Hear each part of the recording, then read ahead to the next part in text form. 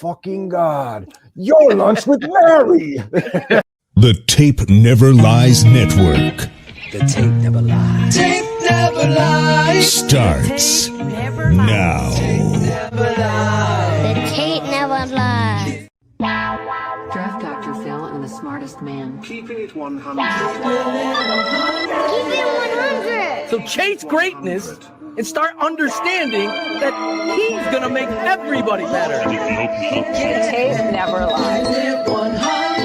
I don't want to see your tape breakdowns if you cannot show me things that are negative about a guy that's on your current team. Hashtag chase greatness. Hashtag take that. Keep it 100. Because I'll make this one more time clear. Caden Whitlow, got it. Keeping it 100. He is the best quarterback I have ever scouted on tape. The Chicago Bears select.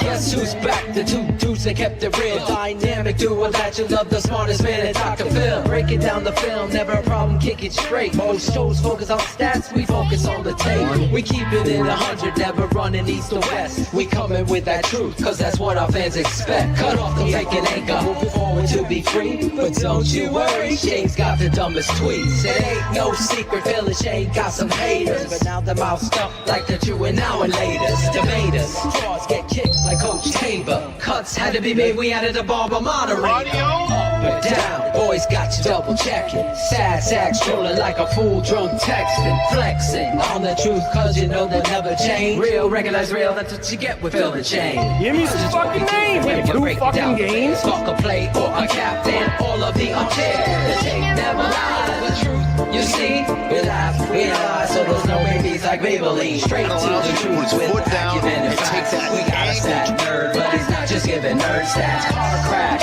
big impact like trip sack. Every Wednesday night you got the smartest damn Phil back. Now we know you're smiling like a fat kid with fun dip. We're back better than ever and we're keeping it 100. Keep it 100. Draft Dr. Phil and the smartest Keeping it man. 100. Keeping it 100. Keeping it 100. Draft Dr. Phil and the smartest man. Keeping it 100. Keeping it 100. Keep it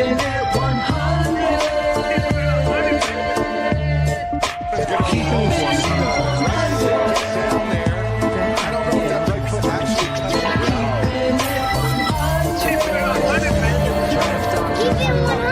Keeping it 100. Yeah, exactly.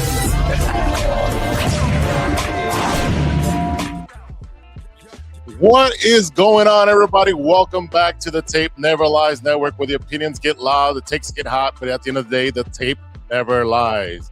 I'm your guy, Big Z, stepping in for Ivan as a guest host today. He's over playing with his produce or doing something with produce. I don't know. I want to give a big thank you to TTNL family for letting me hold down the chair. Much respect to the crew, much respect to the community, and much respect to everybody jumping into the chat. It's going to be a hot one tonight. Now, listen, we're not here to do service level sports talk. We're not doing lazy headlines. No recycled Twitter takes, no box score scouting. Around here, we watch the film, we talk ball, we tell the truth, even when the truth hurts. And tonight, we got plenty to get into. So do me a favor right now, hit that like button, that subscribe button to the Tape Never Lies Network. And for more exclusive, go ahead and head over to www.patreon.com/The Tape Never Lies for our Patreon for exclusive content that you can't get anywhere else. So with that being said, let me bring in the guys who help set the tone every single week. First off, you know him, you love him. The man who always brings the energy, the passion, the Bears knowledge, Shane Marcel. And of course, the man who studies a game like a doctor studies a chart, the one in the only Draft, Dr. Phil. Fellas, how are you? Yo, How'd I do? You did great, man. Here we go. I think we'll keep you. It took Ivan a few months to get it down. Claudio still doesn't know how to do it, but yeah, wow. you did great, man. Claudio. I have to pop that cherry quickly. Claudio's still in Italy, Shane. Must be nice. Jose Big Z. Yeah, what's going on? In. Yeah. No storms this week.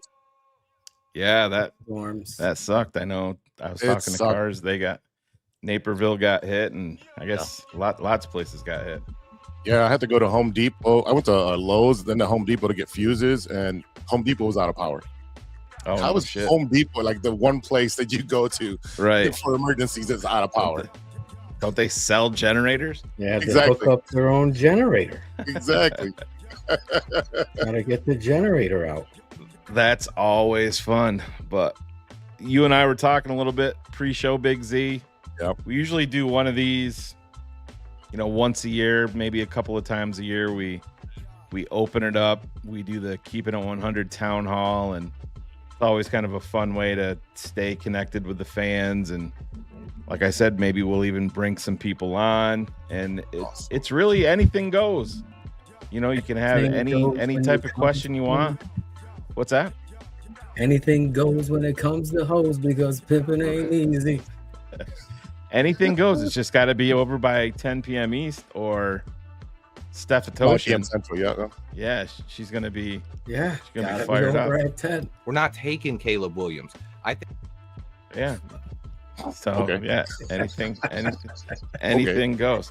But Anything we do have this. What do you guys think of this picture, Phil? This is I gotta share these right out the gate because this is gonna buy me some. This is gonna buy me some time during the season. This is from Bullets. He said, if I bring these on the show, he's not gonna complain one time about Cairo Santos this year. Yeah, He's we like, gotta I don't hold him want you throwing it up at the end of the show. I'm requiring at least 15 seconds because he is Bullets. We know Bullets loves guys that kick long field goals. Percentages, consistency, all that be damned. I mean, the UDFA that we signed, Bullets is like, look, he kicked a 64-yarder in practice once. Yeah, no way. Love him. The Bears cut him 4 days ago. But he did a couple of them. That's that is awesome. Me and baby Cairo there. Shane looks like he's got a giant pile of clay in his hand as he's shaking. Yeah. Hey, AI ain't perfect, man. Yeah, you gotta work with it. You gotta. Some people can't work with AI, Shane. Yes. Some people I've heard that. very biased against AI, but Yes. not I. Yes. Not I. Especially in the regions of Connecticut that will remain silent. Yes, very silent. Very silent. But kick it off there, Jose. We don't know your thoughts on this, but like I said, I understand the faults of Cairo Santos, but I go back to one kick in particular against Green Bay when that wind was blowing left to right, and it was, I forget what the yardage was, 48 yards or whatever. Like he slid it in there around the corner. It looked like the old backdoor slitty when he kicked it. And I mean, sometimes you gotta take the girl that you know to the dance rather than get a new one that you have no idea what's gonna happen at the end. I mean, he's been kicking at Soldier Field for years and years and knows the wind, knows the conditions, knows how to take care of things. So right now, I don't think kicking is gonna be our biggest issue. Our biggest issue is gonna be protecting the quarterback and rushing the quarterback. Those two lines, the two trenches. My fear with all of it is, and you guys can tell me if I'm crazy, I understand you want to get a guy in there that's got the big leg, but you got to have a guy that's going to be consistent, like you said, Jose. You got to have a guy in there that knows how to kick in Soldier Field in the elements, and there would be nothing worse than to move off of Cairo Santos for a big-legged kicker. You look at a guy like Jake Moody, who not very many people have a bigger leg than Jake Moody does. I mean, he won a game for the Bears and they moved off of him, but the consistency is a big part of it. But can you imagine getting to where you want to go and you lose it on a field goal attempt, from 35 yards in Soldier Field? We've had this happen. We had Robbie Gold. We had Robbie Gold, and then we had a succession of other guys, and then we even had tryouts with helicopters watching the tryouts all over Chicago. I mean, we've already gone through this. Stick with the kicker that you know right now. He's consistent. You can put that one back up there, Phil. I'll answer that one. We are never getting rid of cars. We gotta dust off cars keys and get that going again here pretty quick for sure. Or cars, better yet. I'll send you text me right now. I'll send you the link and you can pop on and say hello to all your fans. Seen cars since the draft. Yeah, it's been the a other while. thing about Cairo is the onside kick. Yeah, that he got. He showcases the penchant for being able to pop that ball into the air and get it to bounce. You know, Cairo he's got his faults. Yeah, but I think his pros far outweigh, and I think Jose hit it on the head too. Like, you got to learn from your past mistakes. And you had a guy who was consistent for you in Robbie Gould. You let him go, which proceeded to get you Cody Parkey and that whole bonanza of shit. That's how we know how that. You can't forget what transpired.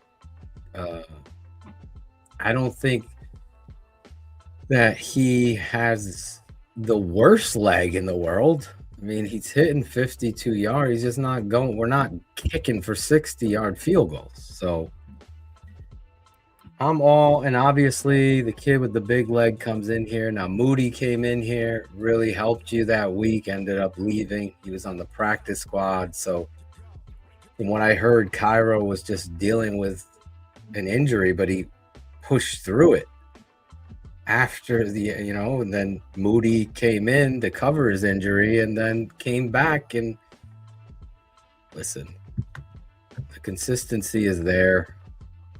Big kicks were needed. He made. How big was the kick after Ja'Day Walker, the extra point to tie the game? Like, we've seen kickers shank that kind of shit under pressure. Oh my God. Do you remember the Jeff Jagger days? And then they brought in Chris Boniol. Do you remember that? Boniol. Oh, it was awful. Oh my God. And then you had the Eddie Pinheiro, Paul Edinger. You drafted the corkscrew kicker. But I mean, you've been through all of these. Like I said, I get it. I understand. People watch a Cowboys or a Jags game and they're like, "Oh, I want a guy that can kick from 70. I want a guy that can kick from 68." Well, I don't think they're doing that in Soldier Field. No, in the elements. Perfect conditions in Arizona, those domes, right? Dallas.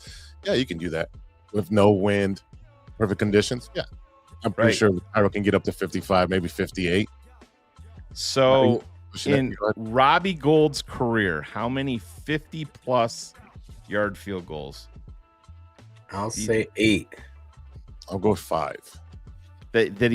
You think he's only made 5 or 8 50-plus yards? About Soldier Field or for his career? For his career. Oh, I thought you were talking about Soldier. No, in his career, from 50-plus, Robbie Gould is 36 of 51. And that's over a career from 2005 to 2022. So Cairo Santos came into the league in 2014 and obviously just finished the 2025 season. He's currently 2014. Wow. He's kicked one less attempt from 50 in his career than Robbie has in a lot less years. He's 33 of 50. Robbie Gould finished his career 36 of 51. Robbie in 2015 hit 7 of 9 from 50 plus. So we're talking about having an accurate kicker. There it is right there in horrible conditions. Phil, do you have any idea what Robbie Gould's longest kick of his career is? I'm going to guess 57 yards. You were close. Jose's on the page, so I'm sure you see it. Yeah, I saw it. 58 yards. I was going to guess Cairo's, 58, but Cairo's is 55. But if you look over the last 3 years, Cairo did it in 2023. That's when he had his career long. And then the last 2 years been 54. Like I said, this isn't going to be a Cairo show, but I just think what Jose said, put it perfectly. We could do a whole lot worse than Cairo Santos, and I don't think he would be on the open market 48 hours before somebody signed him up. And you know where he would probably be signed up? Green Bay. In Green Bay. Yes. Because they always take our players once we cut them. Yeah. Any good player, they take them right away. But they would want a guy that can kick in the elements. They would want a consistent kicker. They went out and drafted one this year. So yeah, but like we said, get your questions. Like we said, anything goes in the chat. You know, questions, comments, critiques, anything goes. Jose can throw a star next to him, and we'll throw him up and get them answered. Sounds good. As best as we can. But the Bears did make a. I guess I should have prepared this earlier. Phil, did made some moves. Yeah, some UFL moves. Shit. Yeah, we brought in a linebacker, wide receiver. No They defensive never bring end. in No a- defensive ends. No. Cam Jordan going back to the Saints. Oh, did he officially go back? Yeah, I don't think it's official, but it's expected to be official for sure. So yeah, I don't want to make this another defensive end show and piss people off, but to me it makes very little sense, and I'll never understand it. I don't know. So yeah, the Bears signed wide receiver and kick returner Caden Davis and linebacker Tony Fields II. They waived linebacker Dominique Hampton and kicker Gabriel Placencia. Great pronunciation there. There you go. Yes. Oh my God. Can you imagine Chicago Bears fans trying to pronounce that dude's name? They can't even pronounce your Hall of Fame, first ballot Hall of Fame linebacker, Brian Urlacher. Bears fans rarely get his name right. Brian Urlacher drives me nuts. I hate that Chicago accent. Urlacher. Yeah. It's Urlacher, like linebacker. It goes perfectly. It's not Urlacher. I don't know if that drives you guys crazy, but it drives me nuts. I don't really hear the difference that you do. Urlacher and Like Urlacher. a locker. Yeah. Lacquer. It's Urlacher, Bothers like you. linebacker. Yes, I hate it. He's your fucking Hall of Fame linebacker. Get his goddamn name right. Urlacher. Yeah. That's how I've always said it, right? Oh yeah, but now that I brought it up to you, I'll hear it. Oh yeah, you'll hear somebody calling to Cap and Hoodie and yeah, Cap, we're talking about Brian Urlacher. He's no Ray Lewis. That's because he's got an Italian beef in his hand. That's why. Yeah, right. Or something else. Sitting on his mom's couch. The Italian beef, the very, very hard to find Italian beef. Wait, for your neck of the woods, it's here. We have lots of No, places. I'm saying the best in Chicago. I mean, You know what the best Italian beef is? Whatever Ron G says it is. So I'm not pissing that guy off. Who's Ron G? Ron G. Ron G. He's one of our producers. We haven't seen him in a long time. We love Produce Ronnie. all the Oh, backgrounds. He hates neon. Neon Ron. Neon Ron. More metal, more fire. More explosions. Yes. If we were to go on tour, it would be like a fucking Guns mega N' Roses. concert. Yeah, there you go. There you go.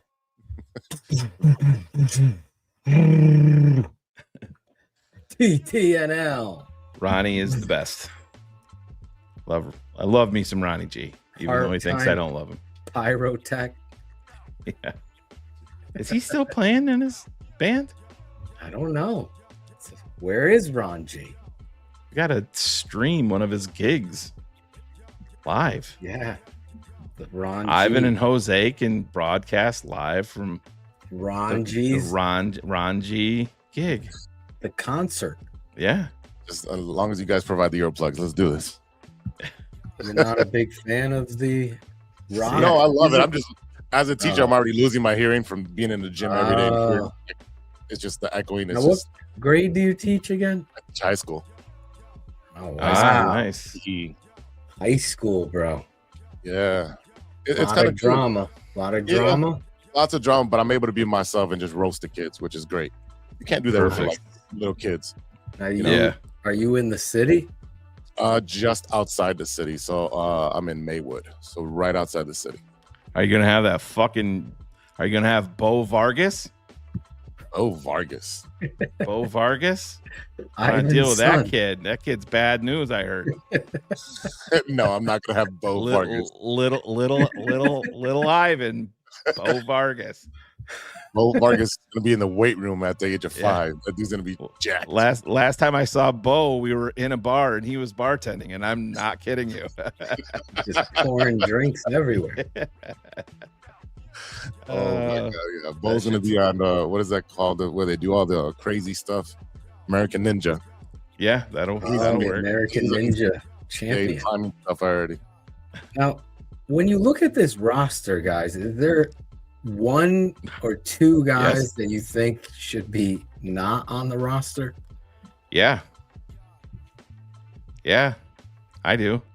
Like I said, If I was to write down this name, like Oz, that guy, the psychic, and I write it down, and Shane, and we haven't talked, and Shane says the name, if there's one guy that shouldn't be on, I'm going to write it down. okay. I'm going to see if And you want me- Shane guesses Well, it's what I'm easy. writing. It's fish in a barrel, my friend. You're talking That about was one of my lyrics, by a the way. certain running back from the University of Texas, number 23, Roshan Johnson. Johnson, yes. There it is. Look, Yeah. I am a psychic. How is this guy still on the roster? No clue. No clue. Does he have like dirty pictures of Ben Johnson of doing something illegal? I don't know what's going on. I don't get it. I listen, when you go out of your way, as Ryan Poles in the night that he was drafted and called him a franchise pillar in terms of character and leadership and what he brings to your football team. So I mean, that precedent was set on day one.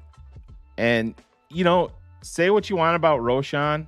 I'm just bringing up his career stats. He has regressed in a major way since his rookie year, and obviously injuries and just overall ineffectiveness have been a huge part of that. But he had 81 carries. That was his high watermark in terms of carries as a rookie in 2023, right, for 352 yards. Then he went down to 55, and in 2025 he had 2 carries for 17 yards with a long of 11. He's still on your roster for what reason? I have no idea. And I know somebody in the chat was asking about Ian Wheeler. Would I prefer to have Ian Wheeler on the roster over Roshan Johnson all day long? And I don't want to hear the nonsense about, special teams and all. Stop with that.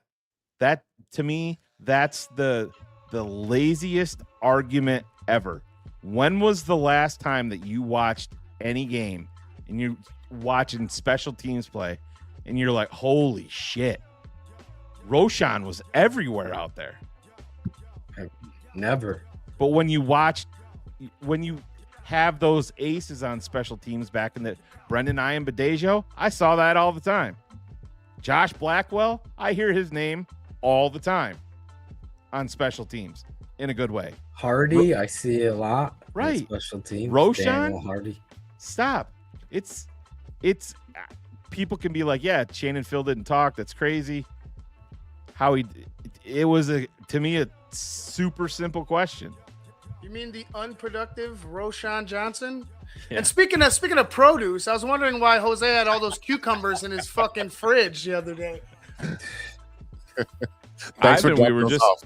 we were just talking about Oh, thanks, Phil. I'm gonna add you. I have to fix this. we were just talking about young Bo Vargas. Oh, Bo, Bo knows. Bo's a fucking nut. We were asking Jose if he's going to be teaching Bo Vargas anytime soon.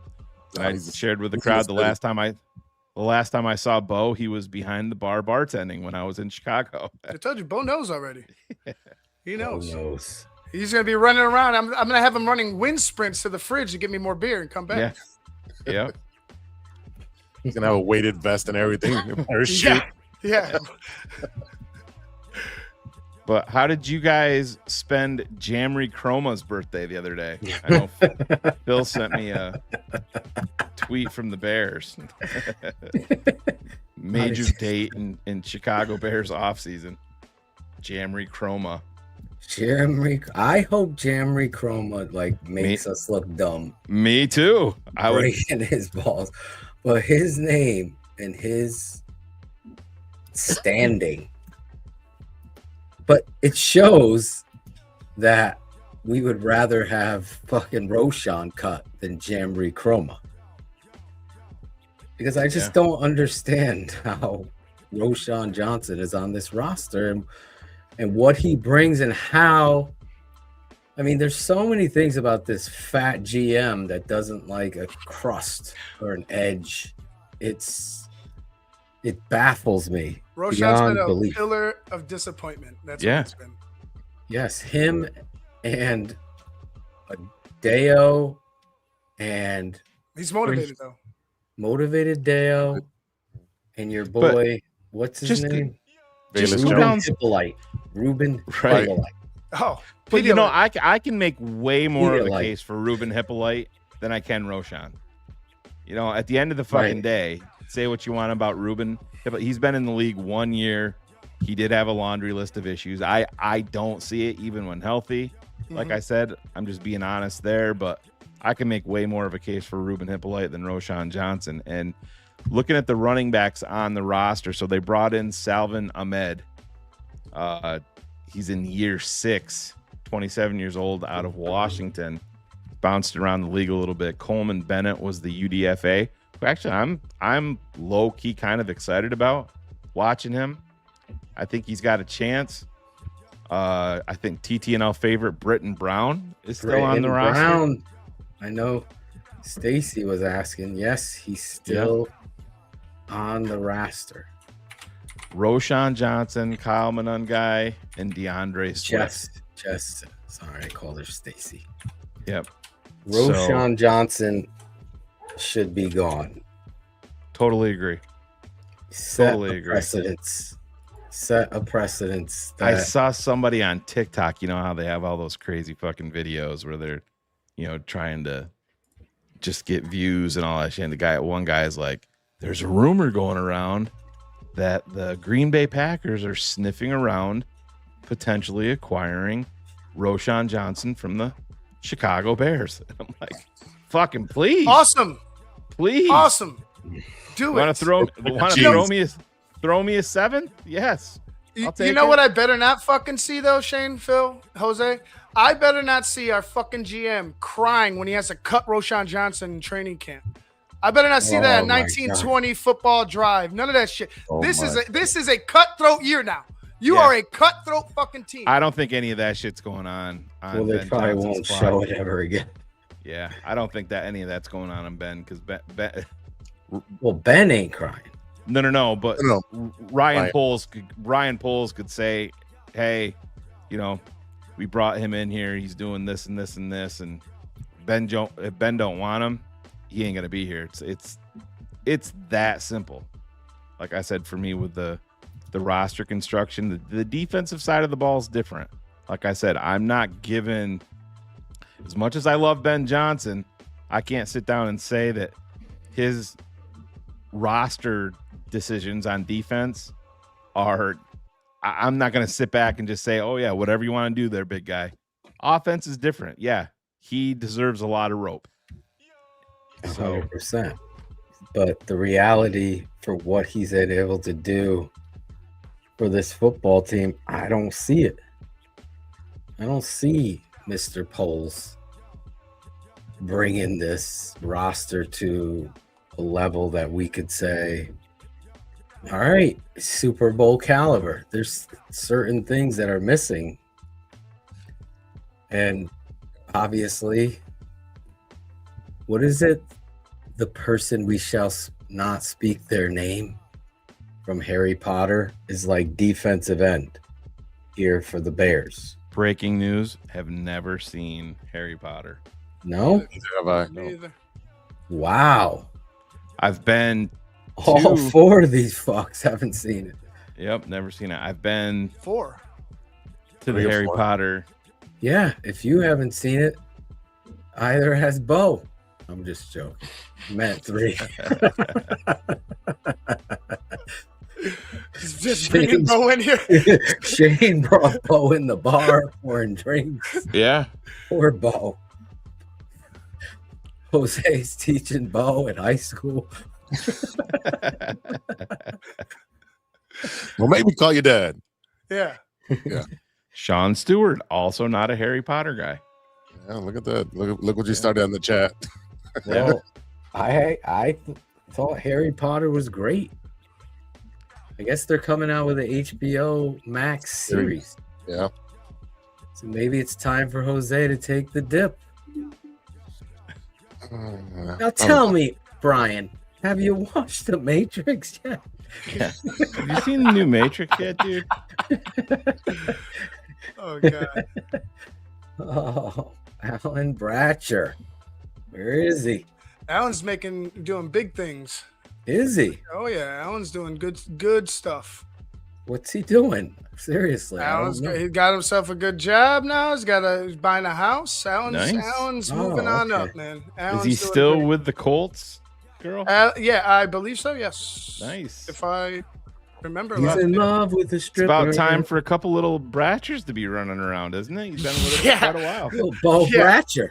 Yeah. That's a football name if I ever heard it. Good luck with that. Bo Bratcher. Bratcher probably snipped himself. Yeah. Gotta have Bratcher's last appearance on TTNL. Caleb, right? Was the night we drafted Caleb Williams. We pulled him out of the mothballs. Yeah, that was a lot of fun. That was an epic draft. See? There he is. There he is. I don't think Ivan saw him. Ivan had to hold up my end of the bargain because of Cairo Santos. These were sent to me. Oh yeah. And I was told that if I I love that one. I was told that if I left them up on screen and addressed them, that I wouldn't have to hear from Bullets almost every kick during the season when Cairo. So we'll see how it goes. He's a man of his word, but if the Bears blow a game from a missed Cairo Santos field goal, I think I will at least get a cursory text message with a thumbs down or something. Yeah, he can't control himself. No fucking way. I don't think there is a competition for the third receiver spot, I'll be honest. I think Khalif Raymond is going to be that guy. Well, and they're two wildly different I knew you wide were going receivers. wildly. Yeah. I mean, I wouldn't even look at the depth chart that way. Yeah. In terms of the wide receivers, because Ben's you gotta look at Khalif Raymond a lot of the ways that you're looking at the kid from LSU. Why I'm blanking on his name that we just drafted. Oh, Xavion Thomas. Xavion Thomas is a weapon. That's where you can classify it because they're going to be everywhere. Yeah, they are, and you're going to be seeing a rotation. Yeah, don't fall in love with the labels. Yeah, at wide receiver. This isn't your daddy's Bears. Yeah, I think it'll be. I mean, you definitely want to lock in on your guy, like a guy you trust. I feel like I think Loveland might end up being that guy, but as far as the receivers are concerned, would be. Sorry, go ahead. Finish. As far as the receivers are concerned, I think that any one of them could take over any day, as long as you're holding on to the football, right, Rome? Yeah. Yeah, I think Rome, Burden, and Loveland will be a dynamic threesome. And then you have Khalif Raymond is going to really make Don Burr sad and teary-eyed, thinking of what he could have done for the Lions. So I think you're looking at, I mean, wide receiver to me isn't even a concern with the talent they have there. I think Burden, I think it's not breaking news, but I think Burden is going to have a huge breakout year. So if you're picking fantasy football, you got to be ready to pounce on Burden early, because I think he's going to have a huge year. I don't think Xavier Thomas is going to push Khalif Raymond aside. Oh, no. I don't. I agree with you there. I saw someone said. Oh, yeah. Someone said that Raymond, Xavier Thomas will be the number 3 receiver. What is that based on other than pure fucking hope and wish casting? A little spit, a little rub and tug, and I mean, like I had told you guys before, that kid, it's hard to pinpoint it because of the lack of targets that he got. I feel like he got in LSU, but for me, it's a boomer bust. Like I compared him to, he could be a Tyreek Hill. You know what I'm saying? Like he could be the guy that stretches the defense, that gets over the top, that gets open. He's fast as shit. But again, on the other hand, it's like I haven't seen enough to be really truly believe that. Like that's just how I see it. Well, yeah, and I gotta apologize because I've been so busy with my family, and then the football stuff is coming to an end, and then I have a long break. But I have 2 tournaments this weekend that I'm coaching, so it's been crazy trying to break down the tape of Xavier Thomas. But I do have Friday off, so tomorrow or Friday I'm going to definitely get that up for Patreon, as well as Muhammad, and get these things out there for you guys. I appreciate your patience and understanding in there. I have been crazy busy. It's like with the house too. It's been nuts, Shane. No soccer tournament, Sean. I don't know. Fucking Greg Bragg's confusing me with soccer. I've not watched a second of the World Cup, Adam Rank. I don't find it interesting. I've walked by a couple of TVs and just had it on, for background noise, but I was at the gym and I was like, okay, let me check this out on the stair climber. You gotta check one of those marquee games. You can't just check, Panama versus Ghana. That's gonna be boring. Last night's game, you had Messi in his 24 years, so that's what, 6th World Cup. He had a hat trick, first time in history in his record. He had a hat trick.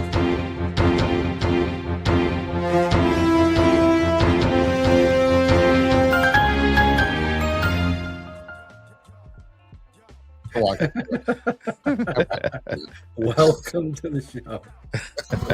We got a bigger strip. Tell him, Angelo. No. Fuck you, Bullets. There he is. There he is. My son plays soccer. He's into it a little bit more than I am, but I'm with Phil on this one. I don't see it. And I mean, I hope USA does something. You know what I mean? Yeah. I'd love to see him. I hope everybody kicks the shit out of Czech Republic. But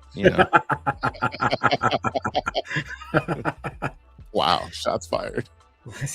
When do the Americans already played once? Play? They did? They should be playing. They win Friday, I believe. Yeah, we won 3-1. All right. Who did we beat? Who did we play the first match? We played Paraguay. Yeah, so we play Australia on Friday at 2 p.m. East Central. Oh, the Aussie. Jose, can you give us your best Australian accent? I feel like you're going to struggle with this. I don't know, Mike. No, I can't do it. Mike, no. I can say it's maybe. Epic failure by Jose there. Yeah, sorry. Not one of those guys. I can't do voices. I did see the highlight of some team fighting over the goalie's towel or some shit. And I'm like, what the fuck is going on? But I'll try one game, Jose, that you tell me. All right. You got to watch this game, and I will give it a shot. I remember being on vacation in Mexico and U.S. versus Mexico. Yes, that's me and Steph went, right? Yeah. And we're sitting in this like small arena at this resort with a giant projection TV. And everybody's rooting against the Americans. Fuck USA. Yeah. And I'm like, what the fuck did I get into here? So I'm not backing down. And all of a sudden I'm cheering for the USA. But that was my one-time experience just because I was going back and forth. I didn't know what the fuck was going on. That was years ago. Yeah, you got to go for one of those marquee games like Brazil versus Argentina, USA versus Mexico. Those marquee games, those are the games you probably want to watch because it'd be high scoring rather than it be a 0-0, 0-0 score. So I'll let you know. I'll keep you. Yeah, you might see at least like 3 goals, Phil, in one of those games. Listen, don't watch baseball either. So 3-0, right? Chris Jackal and Claudio, they love the sport. Adam Rank loves it. Yeah. But I just always Greg say, thought Phil was coaching it. If the Bears are on and a soccer game for the World Cup championship is on, it could be Bears Panthers. I'm fucking never turning the channel. It's just how it is for me. I just don't see.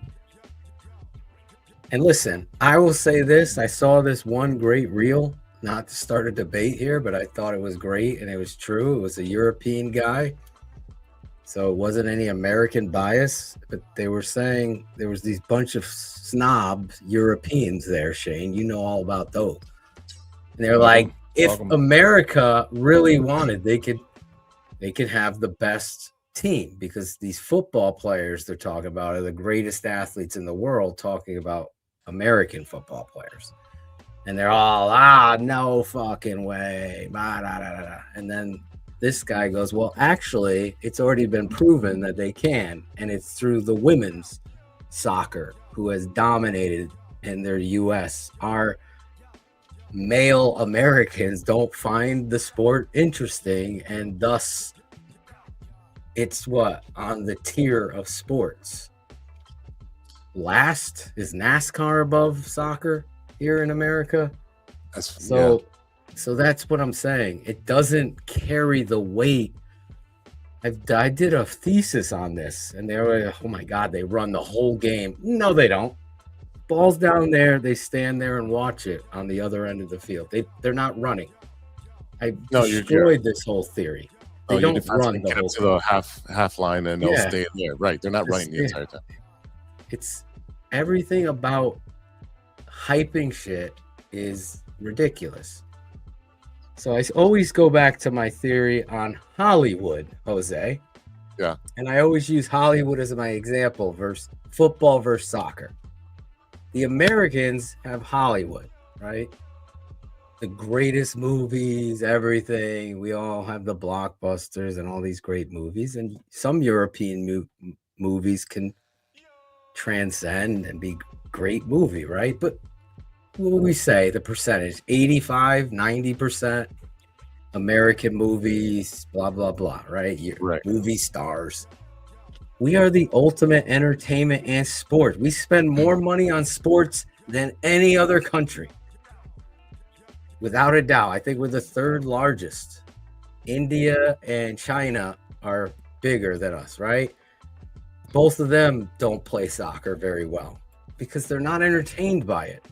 And that's my showcase. If it was, then we put all the money and we get the best athletes in it. But it's the cheapest sport because all you need is a ball and a net and anybody can play. And that's why it's always been what it is. Whereas football, you got to teach technique and Gotta know your assignments, gotta have 11 players, gotta do this. Where now flag is kind of transitioning, and I'm not a big fan of 5-on-5 flag that they're using as an Olympic sport.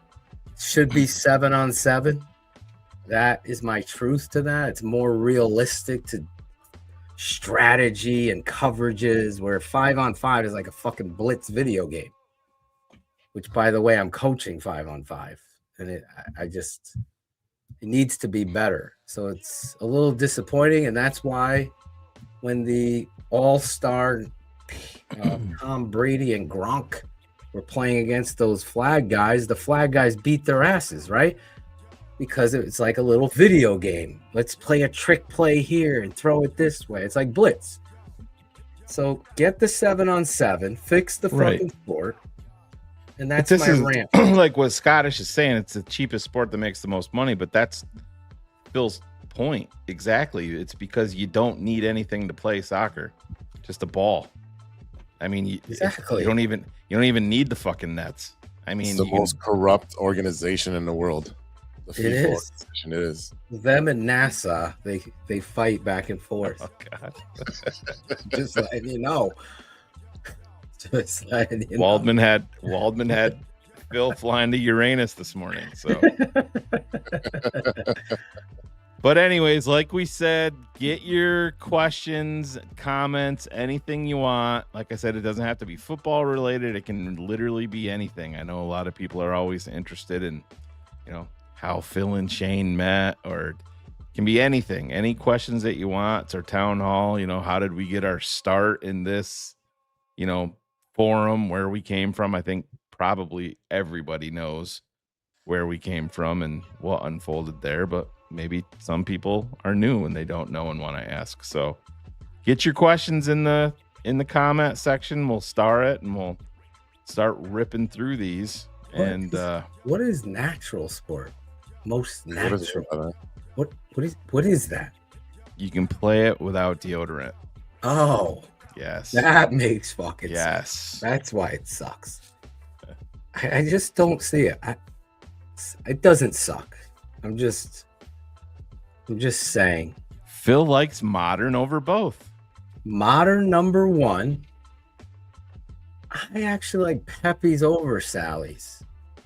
If we were doing Pepe's versus Sally's, but it's got to be Pepe's down at Worcester Street.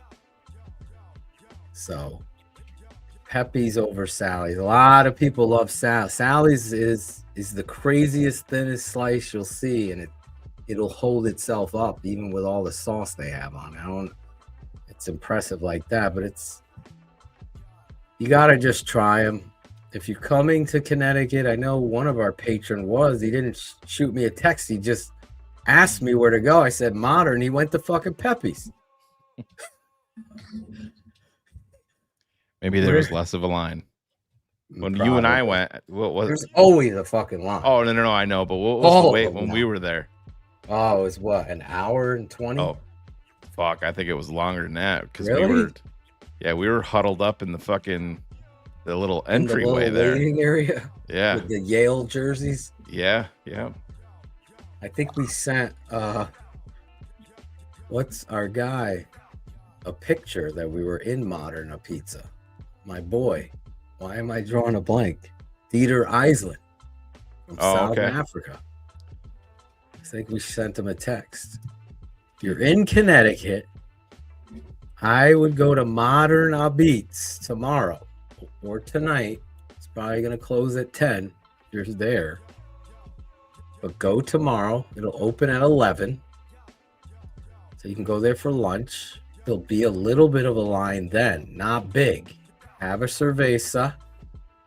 They have fresh cold beers and shit outside while you're waiting. And then get in there. And this is my truth. And Mike knows because he's from New Haven, but he's living in Orlando now. Orlando. Get a bunch of small pizzas, Carrie Franklin. You get a bunch of smalls so you could try all these different and share them. It's almost like a tapas pizza bar for you. Don't get heavy-eyed. and get the large, like Greg. Well, actually, Greg did it right because he followed the smalls, and then when he heard Shane was paying, he ordered 2 larges to go For the fucking road. Yeah, I took a fucking road pizza. But always get the small pizza because it's not really that small. It's like 8 slices in a small. It's about, I would say, 12 inches. 12 inches, yeah. And people got to realize it's not, they don't cut it even. So that throws some people off. They're like, they're getting them out there. Action in and out. Yep. How quick did those pizzas come once we sat? Oh, shit. Yeah. And here's your broccoli and garlic. I'm like, here's your sausage. Here's your meat bomb. Yeah, here's what was pep and the regat? Yeah, that was the pep and regat was, yeah. That's my favorite, Jose. Pepperoni and regat. Good to know. Good to know. When I get out there, definitely have Gotta that. have you and Ivan get out here. Yeah, we got to do that. Take you down to New Haven. Show you Yale. Go to Modern Beats. Then we'll go to Pepe's and Sally's, and you could do that's a whole thing. That's the fucking That's a whole day right there. Yeah, it's like the Bridge Street Run back in the day up here. Yeah, you then you when you finish with a Libby's Italian Ice. Or if you're Greg Braggs, you go get the dessert pizza. Or you go to Zanelli's for a Nutella pizza dessert. Oh, Nutella. Okay. And it's got strawberries and powdered sugar on top of it. Uh-oh. So banging. All right, you want to get into some of these questions? Yes. All right, I'm just going to go right in order.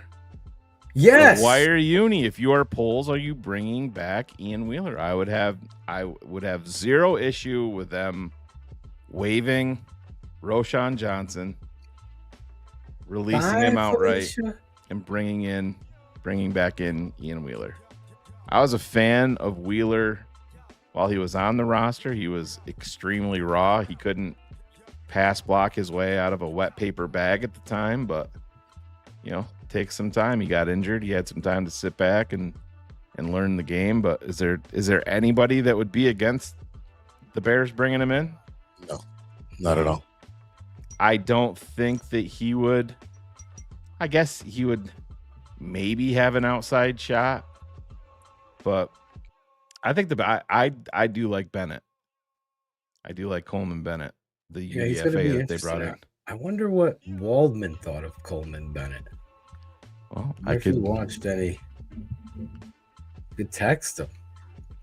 Yeah. See, or did he have a Coleman Bennett breakdown in his RSVP? I don't know if he went to Coleman. His RSVP. Rookie scouting portfolio. I can look it up. RSP. Sorry, I put the V in there. You better RSVP before you come to this house. Assuming that next year the Bears will overhaul the D line and bring in 4 to 5 new players, who would they go for in free agency or trade? Well, I'm certainly not a psychic, and that is probably the most impossible question I've ever gotten. Yeah, I mean, I'm not. In June of 2026.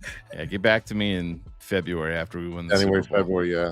Yeah, I can answer that one maybe in December when I start looking at who's going to be a free agent, who are they going to trade. But I mean, just to keep it the easiest, the one big fish that probably isn't going to get moved, but I think that there's still an outside chance is you look to Vegas.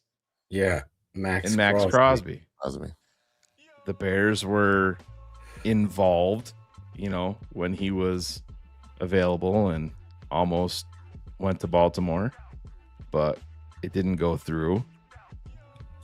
But again, sometimes you have to look back at history and see how these things play out.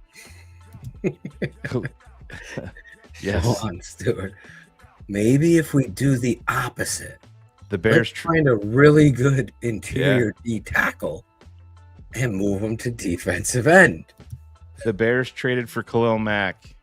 It was like September 2nd, 2018, when they got him. So it was very late in the process. Excited. Yeah, we That was one of those ones. Only day better for me was when we drafted Caleb. Yeah. Yeah. That was my favorite day. So you weren't excited when they traded for Cutler? I was, but not as excited as I was. With But that Cole. was, I mean, that was Lil Mac was one of my Cutler favorite thing was players. what tempered that was, I mean, I don't even think Twitter was a thing in 2009, was it? Or maybe just starting. Yeah, maybe. Yeah, I wasn't on it. It had just come out, but it was, obviously very late in the process, and there was talk about if he would even play in week 1 versus Green Bay. So there's some time, and Crosby's, still rehabbing and getting healthy. Will he get traded? If I was a betting man, I would say no, but we'll see. But in terms of free agents and draft prospects and stuff like that, I'm not well enough equipped to go down that alleyway. I got a good one for you guys because you guys are nuts. Here you go. If you got hired as a GM for the Bears for one day, what's your first move? I'm firing Larry Mayer.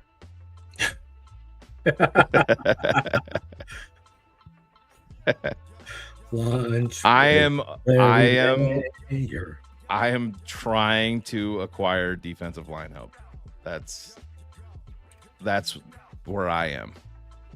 I mean, it's a good question right now. You're kind of limited. I mean, you could throw out wrapping up an extension with Darnell Wright.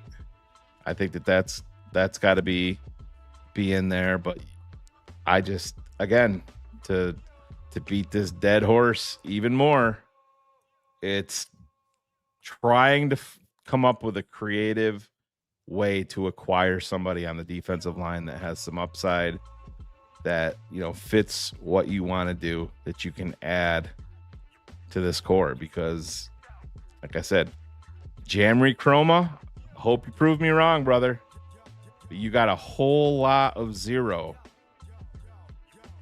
on your defensive line. A whole lot of zero. Yeah.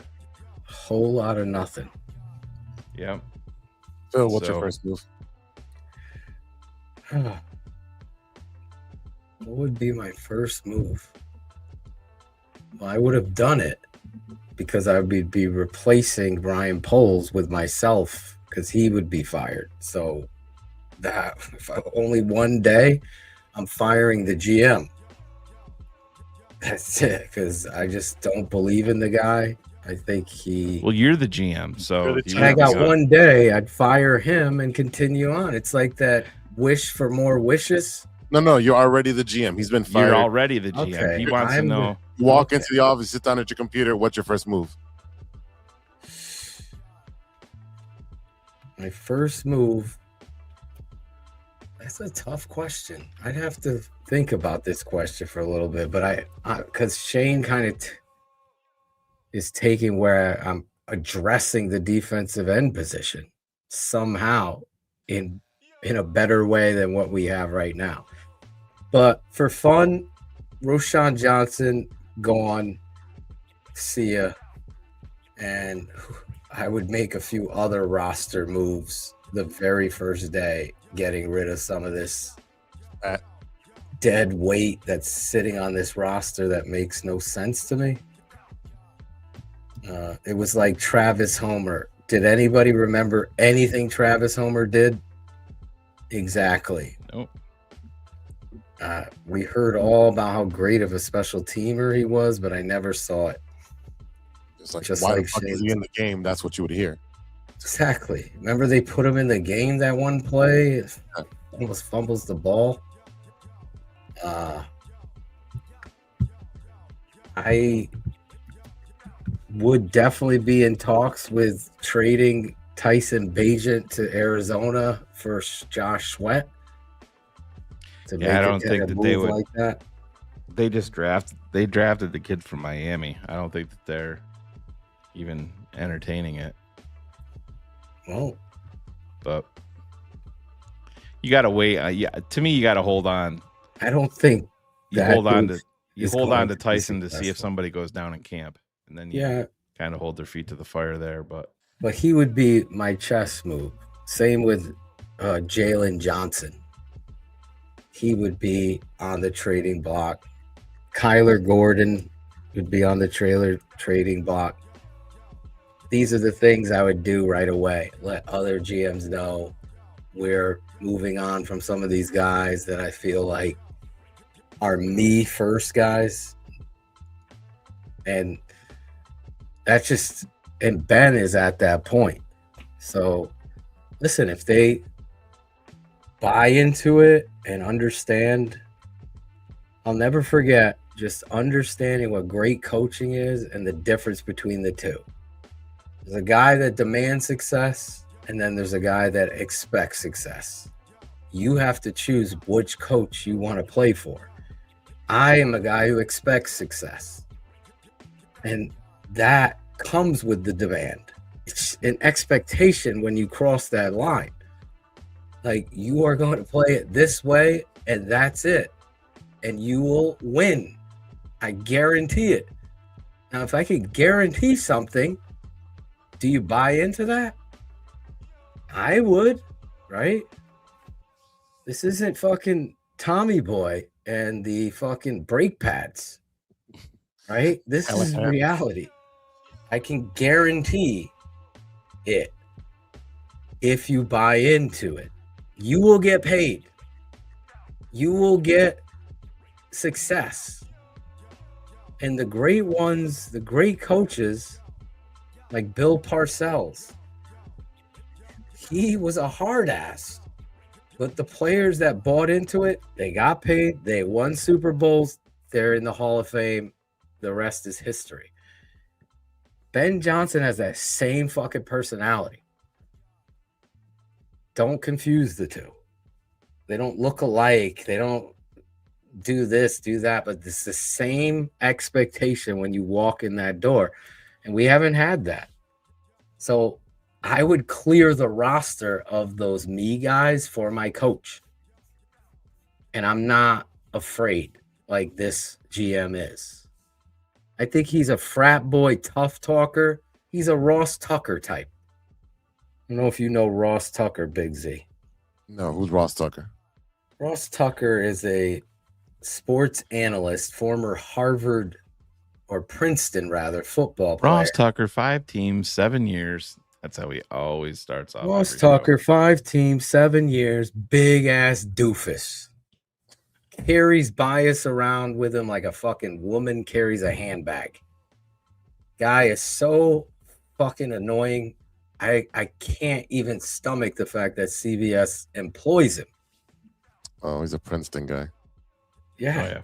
There it is. There it is. All right. What's the next one? Next question. Right here. Quentin Marks, 8315. TTNL versus CHGO. Braggs is the moderator. Oh, my It'll God. do numbers. What's the date? Well, I would say anytime, any place. Anytime, any place. We make it happen. Shane could play one clip to start the show to destroy every. The clip Shane sent to me. Freezing cold take by Adam Hogue and Mr. Carm. Should I bring that up? I don't know. It's an A++ clip, but I don't know if you want to play it. Why wouldn't I want to play it? Freezing cold takes brought to you by. Well, we were on the right end of this one because we were. Here it is. We were taking. I teased it. I don't know if we want to address this, but Kenny says, why is no one talking about Darnell Wright? Best right tackle in the draft. And I feel like I haven't seen anyone talking about him as an option. Ken was watching our show, by the way. I'm going to be honest, Kenny. Darnell, I gotta try not to be a first impressions guy, but sometimes I am in the draft. And Darnell Wright had a couple reps at the Senior Bowl in practices where I wrote down in my notes, don't like him. I don't know if that's what I literally wrote, but You blasted Darnell Wright to your notepad, and that's all I need to know. And now my own brain is struggling to get over that. So I will circle back. I'll try to watch more.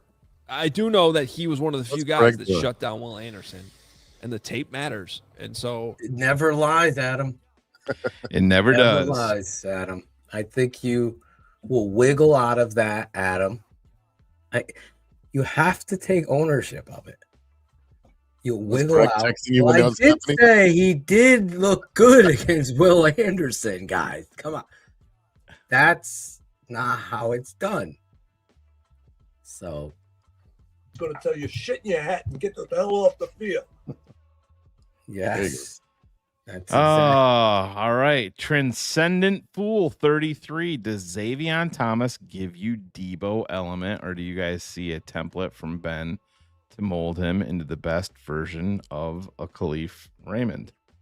I don't even think Ben.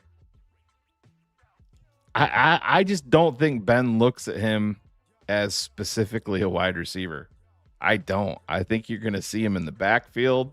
I think you're going to see him returning kicks and punts. I think he's going to be doing a whole lot of stuff for Ben Johnson. I think you're going to see some fun things with him and Khalif Raymond on the field at the same time, and maybe fucking Cole Kmet throws one of them a pass. Don't forget we saw that clip. Big Cole. But Phil, what do you? I don't think Ben looks at guys like that. Yeah. I think he looks at the player and identifies, wow, this kid has some real amazing speed and twitchiness. He has some experience in the backfield that I like. You saw how many times Ben put DJ Moore in the backfield. So the versatility and getting advantages, I always say this, and then tomorrow Sports Mockery will write an article about it. But the game of NFL and football is about finding advantages versus disadvantages. Those matchups are critical. And when you got that kind of talent, you look at what they could do in getting in a heavy set with the 3 tight ends and spread them out. You saw that in the big game versus Green Bay. When you get these guys and line them up in the backfield that have 4.2 speed and force a Will linebacker to play that kid man-to-man, now you've just created a mismatch and a matchup advantage for your quarterback. And that's what Ben sees. He does not see Samuel and this guy and Debo and that. He's not, nor should any coach. He can remind you of a kid that, oh, you know what, he reminds me of this guy. But you have to see them for who they are and what they are. And, you know, every kid is going to tell you, yeah, I patterned my game after this person, but there's never been another Walter Payton. There'll never be another Devin Hester. There'll never be another Brian Urlacher. There'll be guys that remind you of them, but they simply are themselves. And we use them as a kind of picture to paint. Like, you know, he's got some of this in him. It's like there'll never be. Caleb Williams is on another level. So I don't think Ben practices that. So Lobster Bear's back. There he is. I was wondering where my guy was. He was our fight night opponent. He did Stole all Phil's drafted every one of my players. So I had 2 drafts. Me and Lobster Bear. Was it back-to-back last pick in the draft? Yeah. Usually a good thing. Yep. Yeah. Isaiah. Oh, Jesus. Jane, this isn't Bears related, but what are your thoughts on the Bulls' future and how do you feel about the possibility of them next Tuesday? Yeah. Ivan and Jose will be live covering it? Yes, sir. How do you feel about the possibility of them adding Caleb Wilson to the roster? I love it. I know. I'm excited about it. Everybody knows that AK and Mark Eversley had to go. They finally made that move. You know, we talk about the Bears being a franchise that's always a year or 2 late. The Bulls are a franchise that's 30. 5 or 6 years too late 30. all the time. I actually, I don't draft whoever. Caleb Wilson, I like his attitude. Cool. Whoever you draft, I'm actually really excited about Tiago Splitter. Yeah. Becoming the head coach. Yeah. We're working that dog shit team that he had to get him to a playoff contention. How he developed, what's his name? Denny Avdia. Yeah. That's something that the Bulls have sorely lacked Yeah. for the past 20-something years. You don't develop players at all. You end up trading them off, and they get developed by somebody else and having success. Your Larry Marketing, your Tyson Chandler, all developed outside.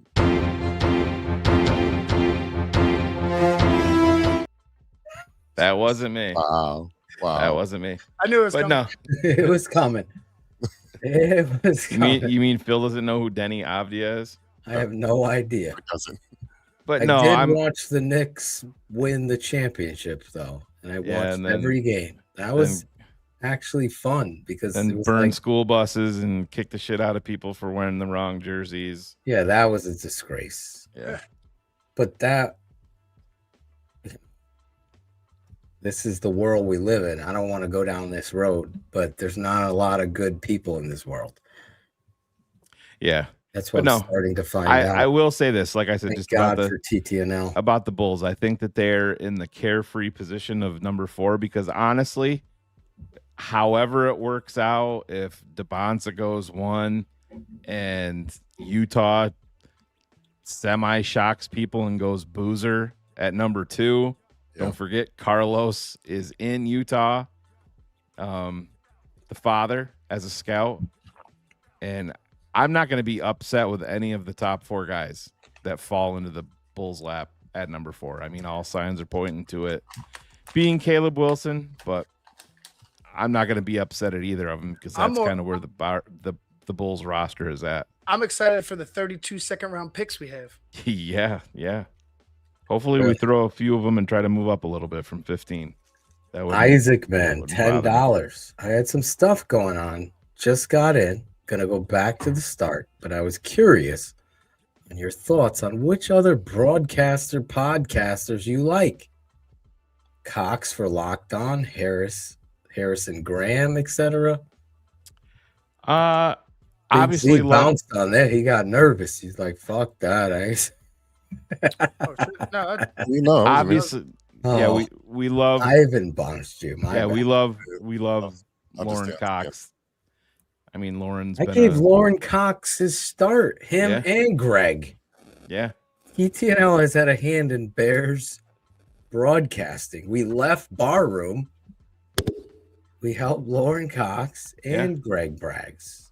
So there. But I'll be honest. In terms of Bears content, in terms of other podcasters, there's no must listen for me. Yeah.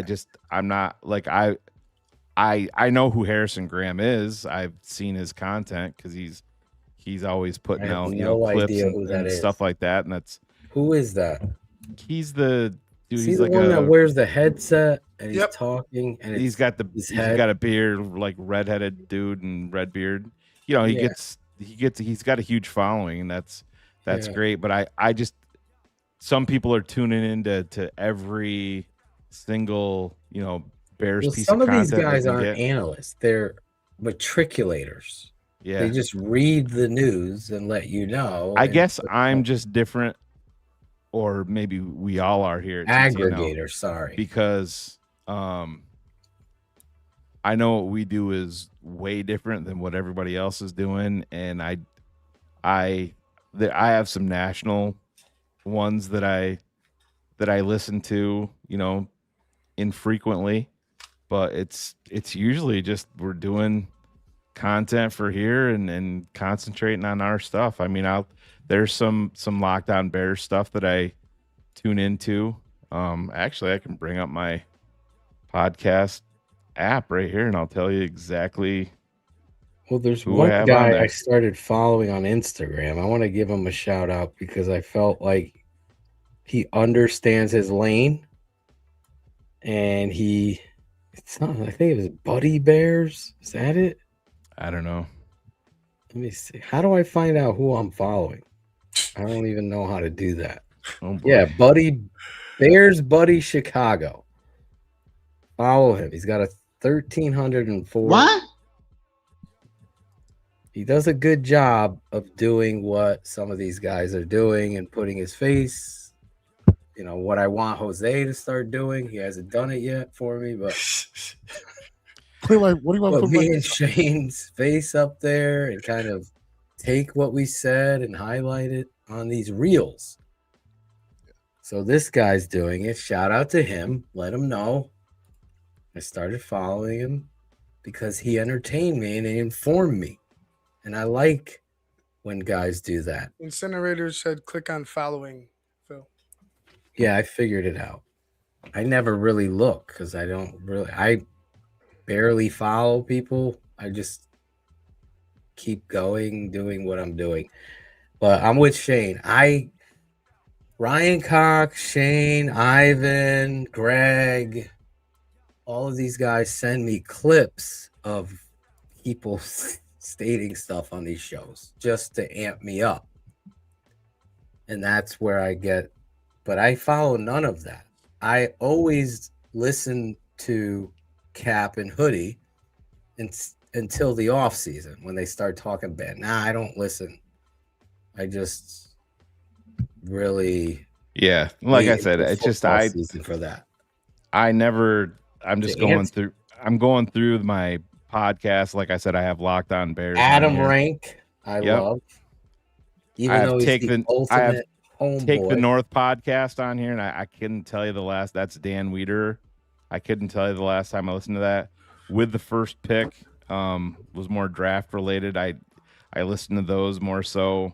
You know, I usually get to a point where I hear something I don't like something egregious, and then I stop listening and send it to you guys. Yeah, I'll find myself focusing in, like if there's, you know, Caleb content or Bears related content on like a national pod. Like right now, I've been listening to some Bulls pods. You know, listening to them talk about the new head coach and the draft prep and stuff like that. So I've been into that. But in terms of Bears related, it's just I just kind of listen when you're the best at doing it. It's hard to listen to. Who did Michael Jackson listen to? The best ones. I kind of Cool Kennedy. Listen to Joe, or did he listen to Joe or else? Yeah. I'm just saying he probably listened to Luther and Diana Ross, and I know he had a rivalry with Prince, which is hilarious, but he obviously respected the shit out of him. My point is, there's a lot of fucking blowhards out there that are just creating nonsense. We know some of them. We actually played one of them earlier, an aggregator who thinks he's a fucking analyst that isn't.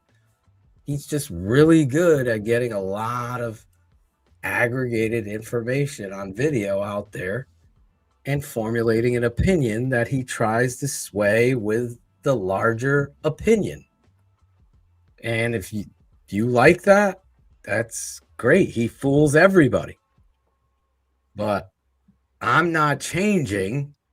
If you didn't see me change in the Civil War and we were right, you're never going to see Shane or I change. Right. Like, I've been right about so much with the Bears that I'm hoping I'm wrong about Ryan Poles for Kerry Franklin's sake. Rabid movie Kerry's fan just 0-5. Shane. Just got home from 5, work. Kerry Franklin.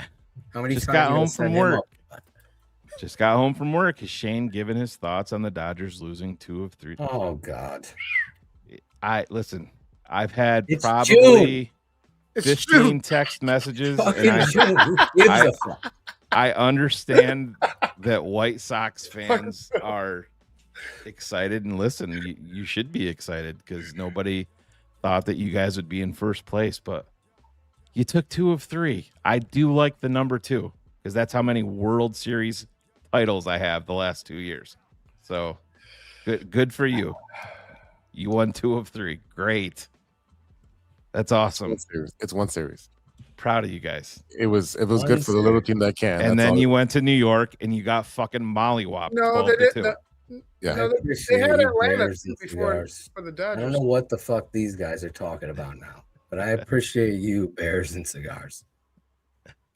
I listen to like Carr's Keys when Shane and Carr. Like I listen to our content. Yeah, I listen to it because I feel like it creates a great dialogue and discussion and debate, and we're interactive. We don't just pick the super chats to talk about. We give everybody a forum. Sometimes we give some of these ass swipes too much. Quentin, you wish you could fucking afford to pay for players, bro. Stop. They're the best organization in baseball, top to fucking Don't bottom. get him on this roll by a wide fucking margin. He's gonna come down on you like a fucking anvil. Let's not get him rolling with the Dodgers. Stop. If fucking, I'll say this, and I don't even know baseball. If there is no cap, don't punish the team for spending. You could go fuck yourself and just sit in the corner. Oh my God. Stop. It's embarrassing. It's like defending the Bears for being cheap when they weren't. But that's what cheap. drives me nuts. And this is what I'm not, listen, I hate to even go here, but that's what drives me nuts with like Notre Dame football. And hey man. I love Kerry Franklin. Kerry Franklin's not one of these guys. But okay, so it's baseball. Anything can fucking happen. It's how it goes. Hasn't even hit July. It doesn't even mean that you pay them. Has the most expensive team won every year in baseball? No. Didn't the not by a Pirates fucking win long once? shot. But holy shit, it's just people make shit up as they fucking go. I don't know how my iris caught astray in this. I don't know how. Because it's every single fucking year. It's the recruiting magazine. Oh, watch out for the Irish this year. They got Once the they best get a conference recruiting ship. class in America. And it's like, oh shit, did you see the way we beat Army this year? Oh fuck. We're going, baby. We're going. First of all, we play Navy, Shane. All right. We play Army. Well, I wasn't gonna throw Navy under the bus because of you, Ivan. It's fine. When they play Notre Dame, I don't give a fuck. Go win a title. Go win a title. They almost did, Shane. Almost. Yes. Then that fucking catfish girl got us.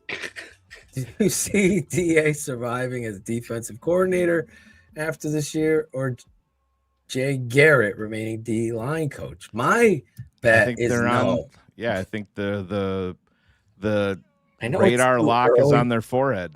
I don't think Ben's gonna fuck around. If they're fuck around and find out. Yeah. That's if you can't squeeze 12.5 sacks out of Jamry Chroma, who the fuck is going to, right? Jesus Christ. How many receivers do you think they'll keep on the 53? 6. Let's see. Rookie Adunze. Well, I can go through them. Listen, I'll just list them and you tell me yes or no. Maurice Alexander. Yep. No.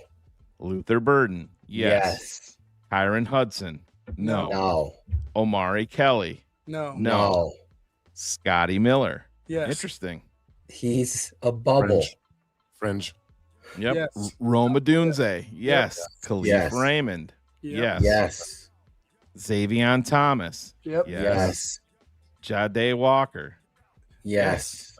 And then JP Richardson. Scotty Miller is your 6th. JP Richardson is on the practice squad. Yep. There you go. So 6. 6 is your answer, Sean Stewart. See how we do this in June? Yeah. Coach O's birthday just passed, 86 years old, Shane. What is your biggest draft misses? I think Mine? we do this all the time. I'll go to Notre Dame. He's my biggest. The quarterback. That's why his ass is chapped, Ivan, with Notre Dame. Yep. No, I think he went to a horrible situation in Cleveland, but everybody goes through a horrible situation in Cleveland. Deshaun Kaiser was a big whiff for me. But I mean, I've had plenty of them over the years. But Kaiser, Cedric I was. Benson. That's mine. I my thought Cedric big whiff. I mean, the quarterback from Penn State, Hutchinson. What was his name? No, it was. Oh Christ, what was his But name? I didn't see him in the first round. Hackenberg, yeah. Hackenberg. I thought he'd be a second round stud. He was a head case. Who else? There was a. You thought I was you were big on Marcus Davenport, but not that he's been bad. I just thought he you was were gonna in be love better. with the lineman from the Saints, the offensive Oh lineman. yes. That's exactly right, Nicholas. At Texas, Yes. not in Chicago. What was his name? Curtis From Stanford, the offensive lineman. Yeah, he was always on the fucking I could ground. He see was his huge. name. He's huge. Somebody in the chat will have it. I did like that kid. But anyways, But anyway, do you have a Had a do you have a few big misses. draft miss, Jose? I was gonna say Enos. Yeah. Yeah. I wasn't happy with the Enos pick. I was fucking furious. That was probably my most upset ever that I've been. They in could have a got draft. Randy Moss. Yeah, that's who I wanted. Yeah, Andrews Pete. There it is. David got it. Andrews Pete. He's still in the league. Well, Is he was. really? He was last year. He played. He's a free agent now. I actually think that Bears signed him. I actually think that nobody on that coaching staff will ever fucking cross the line and say, "Hey, I need more help" or anything like that. But to Jess's question, I think he is definitely working with some lemons. I think this question is great because we can't be sitting here screaming at the GM for not adding some talent there and then put all the blame on the D-line coach. So I'm with Ivan here. 100%. I feel like he's working with a lot less talent. We're talking like we did the grades, which I thought was a good discussion, just giving grades for players. And he's working with a lot of B minus, D, C players. He doesn't have an A. And I think you need an A. At least one. Top 4 quarterbacks in the league today. Caleb, and Caleb. Top 4. I mean, you have to. You still got to throw Mahomes in there. I mean, clearly. Mahomes, Josh Allen. Even though in big spots, Josh Allen makes me want to rip Caleb my fucking Williams right there. head number out 3 or hair out. Caleb Williams is my 3, Shane. I believe mean, in the guy. When he's healthy, I mean, I think at any point you got to put Burrow in there. I like Caleb better than Burrow. Yeah. Oh yeah, I wouldn't trade Caleb for Burrow. I like Caleb better than Burrow. Yep. I think Burrow has some fucking elite outside resources. Meaning his 100%. outside receivers that bail him. And he's injury prone and he can't really move that well. But my top 4 would be Mahomes, Allen, Caleb Williams, and Lamar Jackson. Where would you have Stafford in there? Matthew Stafford right there. 5. Actually, I think I got to put Stafford over Lamar. Sorry. Good call.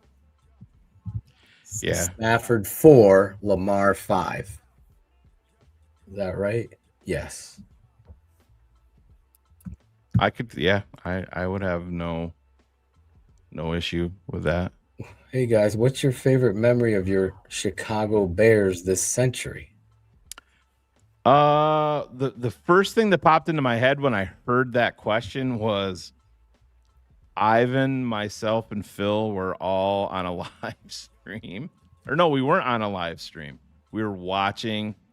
Phil was pissed because he didn't want to. Oh, the It was just Smith game. pure fucking elation. It was the Texans and Colts game. That's your Ivan Bears memory. Well, it's just right up there because it was just so spontaneous and unexpected, and I knew what it meant. I knew what it meant for the franchise. You know what I mean? And Ivan and I completely lost our fucking minds. And but I mean, probably overall, I think you got to go to draft night.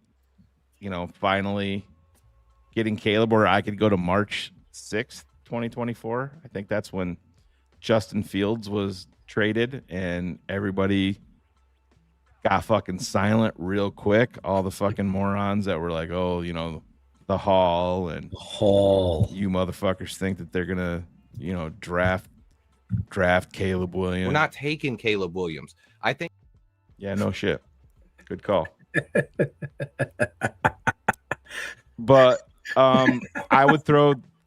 I think you got to throw the Green Bay walk off. Oh my god! Up there, the walk off versus Green Bay is the one to DJ Moore. Yeah. To put it away in that emotion for me, I was at the butt sack game when we beat the Packers and won the North with Mitch Trubisky. Yep. With my wife in that north end zone with the shade is. Yes, I think it's north. Whatever. We're sitting in that end zone and it's fucking freezing. And then our guy, Jackson, picks Aaron Rodgers and runs out and gets fucking hurt. The Bears win.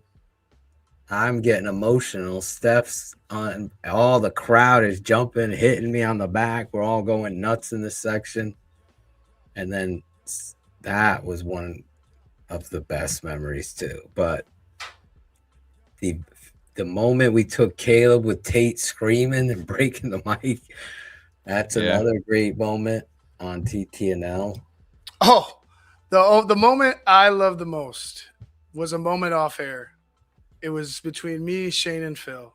You weren't here. I just said that. Yeah. Oh, did you? Oh, yeah. Fuck it. I love that. That was the best. Tell us your thought on it, man. Yeah, you can read. No, to be honest, like I thought Phil was gonna have an aneurysm because he was so fucking pissed off. He was. But like me and Shane are just like kind of ignoring him because our eyes were focused on the thing and like just on the game. And fucking Davis Mills, he was throwing darts. Like whatever fucking got into Davis Mills, he turned into Joe Montana. You would have thought we won the Super Bowl. I swear to God, me and Shane were screaming, going nuts. Phil's just like, I don't know. I'm like bro, we saved ourselves. You just secured everything we wanted. You know, our blueprint moving forward with this fucking team. It opened up the pathway to fucking Caleb. It really did. I still got to get the picture of Lovey and Davis Mills to hang up in the corner. I'm gonna put a candle there. There's gonna be a little candle there with like Christ or something, or you know, the Mother Virgin Mary or something like that. Love those guys. All right, Melvin Dew 643-999. It's widely known that Ben was not a fan of Amon-Ra having a podcast during the NFL season. So, do you guys think Cole having an in-season podcast was partly why Ben ultimately drafted another tight end? No. I don't think so. I think that's a big reach. Massive stretch. Yeah, that's a big reach. I just don't. I think that Ben drafted a tight end because Cole couldn't do what Colson Loveland can. You know, and that's what it came down to. And obviously, tight end is a massive part of what Ben wants and needs in his offense. And listen, knowing what I know now, even the positivity that comes with it, if I were to go back, am I still drafting Sam Roush in round 3? I'm not. I'm just being honest. Hopefully I'm proven 100% wrong on that. But I do love hearing that, you know, when Caleb Williams is talking about tight ends, I think it was on the Kelsey brothers podcast, and they were talking about the weapons that the Bears have, and Caleb's like, "Oh, by the way, I got another dude. I got another one." And they're like, "Who are you talking about?" He goes, "We drafted a kid out of Stanford." And he goes, "I got myself another dude." So you love hearing that, and it just goes to show you. I mean, listen, to me, this is Cole Kmet's last year in Chicago, 2026, done deal. He'll be a former Bear after this, but it'll be interesting to see how that plays out. But I don't think that podcasting had anything to. Yeah, I think that's a little bit of a stretch. I think Ben would just shut it the fuck down, and that would be the end of that. Yeah. Just like Forrest Gump. And that is all I have to say about that. That's it. How would you now rank the 2024 quarterback class? Caleb 1. I would go Drake May 2. Bo Nix 3. I'm going opposite. Flip-flop them for me. Jaden Daniels 4. And then the kid from Penix. 5. And then JJ. Yeah. You flip-flopping who, Ivan? The second and third. I'm going to say Drake May 3rd, and I'm going to go with Bo Nix. Yep. Because I think if Bo Nix is playing against the Patriots, I think the Denver Broncos go to the Super Bowl. Yeah. I mean, I think there's a valid argument to that. But I never and will never flip-flop on what Caleb Williams is. But it's amazing to but me. you don't need to. And that we don't always agree with everything, with each other at TTNL, especially when it comes to the draft. We were in unison on that, and there was no debate. We were all ready to move on from Justin, and that was fine. And we all wanted Caleb Williams no matter what. Number 1.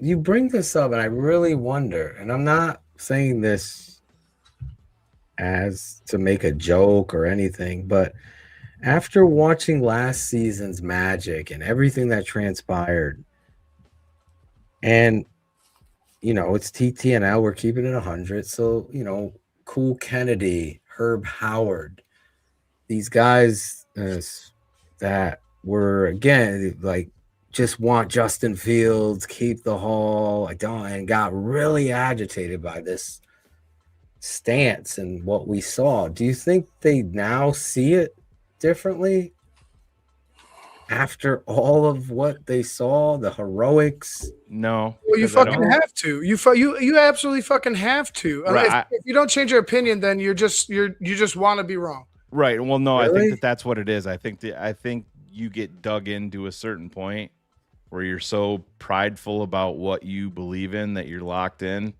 And you're never gonna, with this draft and drafting all these different positions. You're never really gonna be honest with yourself about it. And like I said, it's how can you live like that? Like, how do you? Like, don't. I'm saying it in all honesty. I'm not like, in my experience in football, the proof is in the tape and the performance. I don't understand how you could watch these two and think that, well, if he had those players, then this is on a level that you've never seen.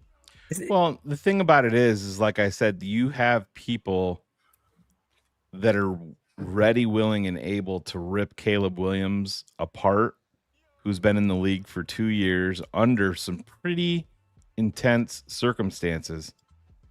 But when it comes to Justin Fields, those same people are willing to go to the ends of the earth just to find one more excuse for the guy. Listen, when the Bears traded Justin Fields, Ryan Poles himself said he had better offers than what Pittsburgh, but he wanted to trade Justin to where he wanted to go. Right. So he gets to Pittsburgh. He Which loses is dumb in itself as a GM. Right. I Like, totally seriously. agree.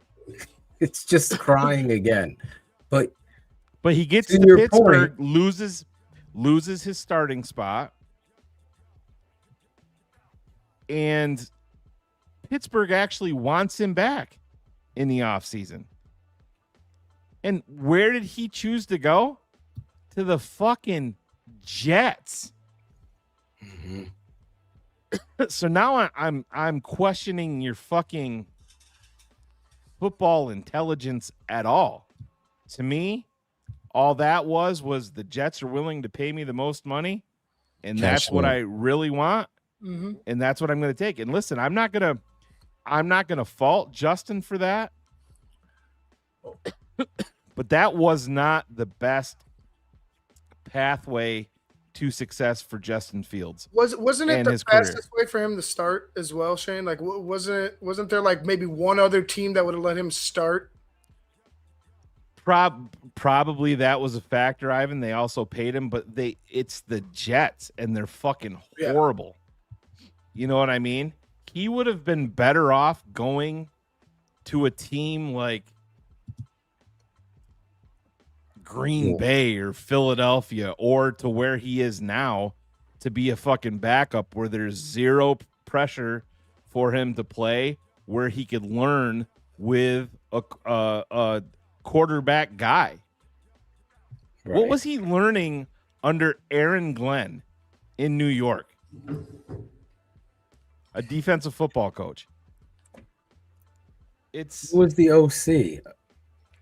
The former head coach of the Broncos for a minute. What was his name? Hackett? Is it Hackett? Yeah, Hackett, and that didn't even last the year as the head coach his first year. It's unbelievable. So that to me is all. I only on ask that. I'm not trying. It's people say, but it begs to be asked: if you dig your hole in the sand or whatever, you just stay by that. I just don't know how you can be a fair evaluator, or I just like Cigars put it up there. Like, he was one of these guys that believed in getting the haul, and he was wrong, and he owned it. Yeah. Like, we lost friends over this. Our truth in the tape. Well, I think you and I must have different definitions of friends. Well, yeah. Because listen, How whatever. many of us friends? Yeah. If Cool you're Bean. Look at you. I can remember Cool Kennedy's phrase was, you wrecked the Lambo. Crash a Lambo. You crashed the Lambo, talking about Justin Fields, and that was when they were playing Atlanta, and he thought that he should have been pulled out rather than playing at the end of the game to save him. And I'm like, what is Justin Fields done to warrant you pulling him out of a game to save him for what? Because you think he's cool? He's not a good quarterback. Yeah. Where's he going after Kansas City? Fucking Argonauts? nowhere. Argonauts. The only thing maybe could hope if he gets some humble pie, because well, holy fuck! After Phil. we dealt with him, you're in year 6. He's on. I know, but he's a hard head. And if you're sitting there and you have two veteran quarterbacks trying to help you, and you blow them off, act like your shit don't stink, and you've yet to do anything, that was a sign. I heard all about this kind of shit from Justin, being an arrogant, pompous guy that, me versus everybody type. And that's never going to make you. You're not going to do it as a quarterback.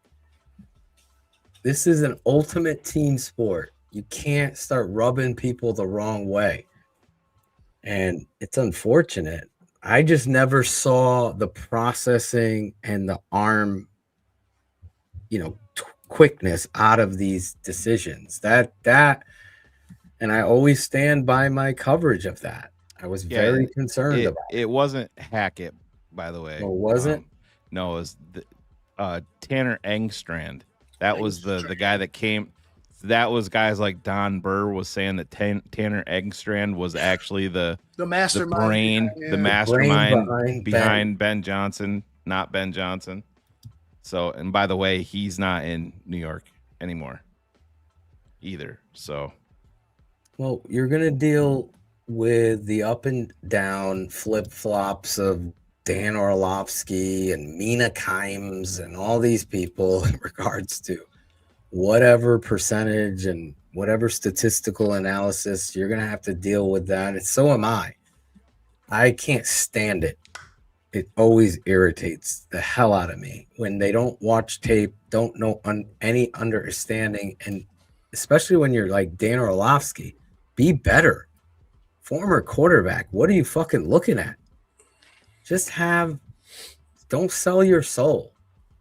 What ESPN and all these programs and the NFL buying and becoming a monopoly, or ESPN buying the NFL and now they're in cahoots together, it becomes a big shit show of talking points and sound bites to, completely get people arguing and debating.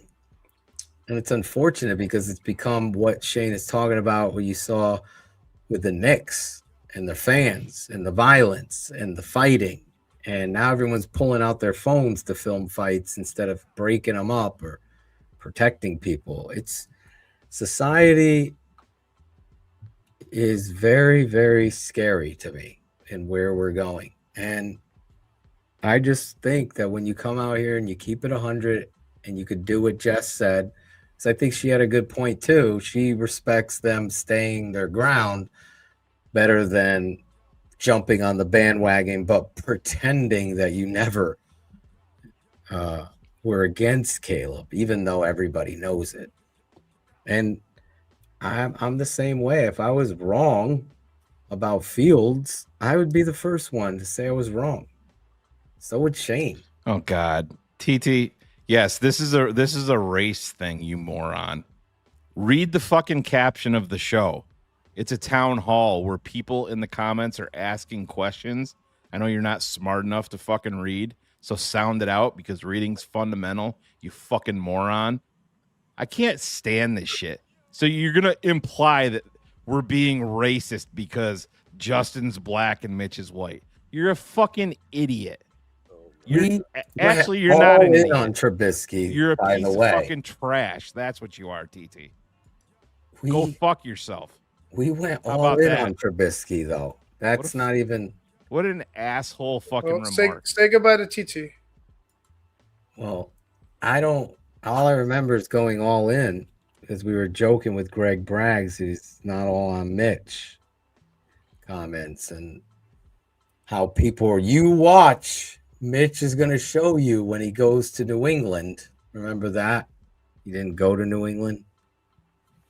So, anyway. Yeah, and by the way, breaking news, Mitch was better than Justin. So, yes. Go fuck yourself, TT. You look at it from if you look at it from the big. Here's some more breaking news, TT. Justin Fields ain't going to suck your dick because you're defending him. Because that's what you really want, right?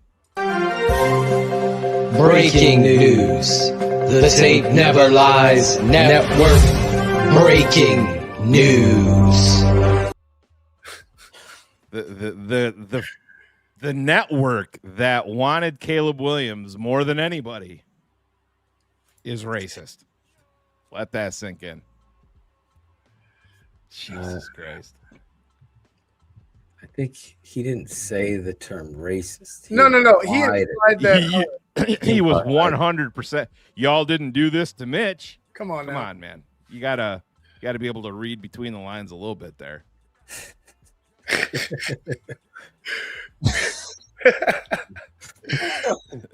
I don't get it. I just look at the tweet for what it is. It's the fucking weakest shit. I could give two fucks if our fucking quarterback was purple if we won a Super Bowl. I couldn't give any less of a fuck. I want the Bears to win a Super Bowl. Guess what? We ain't winning one with Justin Fields. Maybe on Madden. It's just the reality of quarterback play. Bears fans in a town hall, we answer your questions. We get to debate. We never pass over anybody. I guess Ivan thought he crossed the line. I could give TT another shot, but I get it. No. If you're gonna fucking imply that we're being, I get it. Right? Yeah, 100%. There's no fucking reason. Look how many fucking people I are was going to give him a chance to say, "You're right. I'm sorry." Every fucking color, every race, every creed from fucking all over the world. But we're fucking racist? No, get the fuck out of here. It's crazy, man. I just it irritates the shit out of me because nothing at any point have we ever done on this network has even hovered around that. I mean, holy shit. Shit pisses me off, man. Yeah, it's crazy. Well, I get it. You dropped them down. Yeah, it is. Town Hall. Phil, will Caleb go down in history as a greater quarterback than Patrick Mahomes? I don't know, because win these things are Super Bowl related. And when you win those, the discussion becomes different. Like Steve McNair, I feel like is one of the more underrated players, but I'll give you one even better, who's in my top 5 all-time quarterbacks, and that is Warren Moon. Guy, how many Super Bowls did Warren Moon win? None. Didn't win a Super Bowl. But there is no questioning he's in the Hall of Fame. Yes. The talent and the ability that Warren Moon had. And it's hilarious on the back of the racist talk or whatever implied there. Same with Dan Marino in my top 5. Never won a Super Bowl. So I look at this stuff and Patrick Mahomes has that level of winning those Super Bowls and being what he is. And until Caleb gets that, unfortunately, it's going to be a hard debate for me to have with anything. But right now, Caleb is going in the right direction. Right. He hasn't done half the stuff Mahomes has. He's played 2 years. Right. I mean, can't win 3 fucking Super Bowls if you've been in the league for 2 years, right? That math ain't mathing. Yeah. What are you gonna do? Well, is there any other questions? There is. There is. So I'm over my time frame. Oh, stop. Who's your guys' bet to be the starting left tackle come week 1?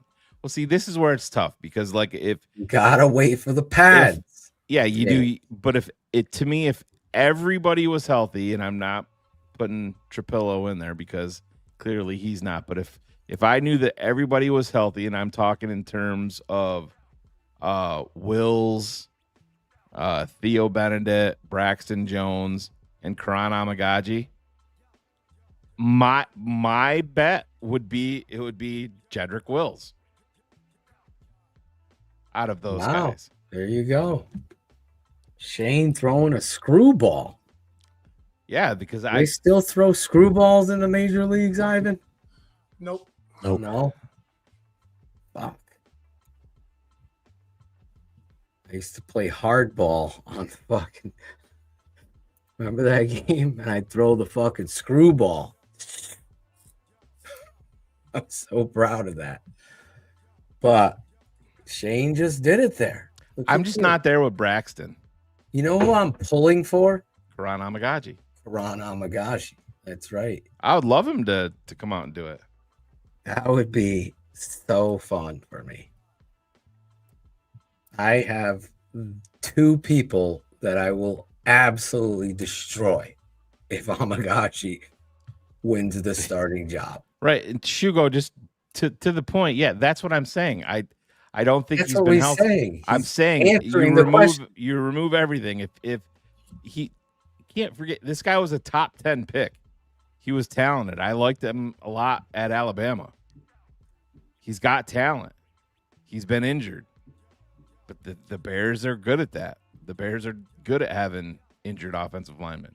Oh yeah. But I think if you removed all of it and you're saying that everybody is healthy, to me, he's got the I don't want to say the best physical makeup, because to me that would be Karan Amagaji at left tackle, the best physical makeup. But I think overall, Wills has the most production on the field that I want to see, because Braxton's strength still gets me. That's true. Yeah, caught him. Yeah. Caught him. Sunquill's you're on a roll right now. Yeah. We have 3 black left tackles. Yes. Make him white, change his name to Bo Peep. He can start at left tackle for me. Yeah, right. Fuck. Theo Benedict's Canadian. Fuck him. Yes. Canada's in the World Cup, I found out. Jesus. There you go. Thought they only played with sticks up there. Anyway, we miss Bullets. He's back. Bullets is back. Mike Huff is back. Mike Huff wanted to know if Karan Amagashi is even practicing, and I will tell you, yes, he is.